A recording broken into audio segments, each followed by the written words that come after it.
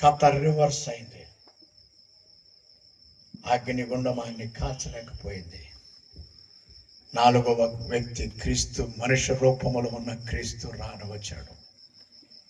Pre-incarnated Christ was there in the furnace. అవతారానికి ముందు ఉన్న క్రీస్తు వారితో ఉన్నాడు. నెబుకద్నెజరుకు గుండె అదిరిపోయింది. అసలు ఒక భయంకరమైన సంగతి చెప్పాలి.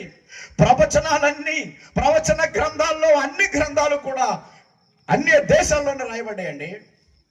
యెహెజ్కేలు ఎక్కడ రాశారు? బబులోన్లో. దానియేలు ఎక్కడ రాశారు? బబులోన్లో. ప్రకటన ఎక్కడ రాశారు? పద్మస్లో. ఒక్కటి యెరూషలేములో రాయబడిందా? దేవుడు సవాల్ చేస్తానికే రాపించాడు.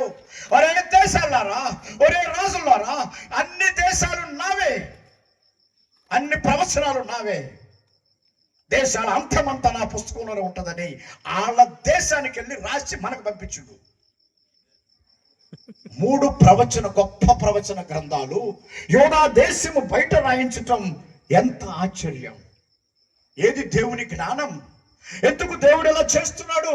ఎందుకంటే దేవుడు సర్వాధికారి అని చెప్పడానికి, రాజులకు రాజు, ప్రభులకు ప్రభు అని చెప్పడానికి. మీకు తెలుసా, హెబ్రీ భాషలో ఒక వీక్నెస్ ఉన్నది. హెబ్రీ భాషలో ది కింగ్ అనేది లేదు.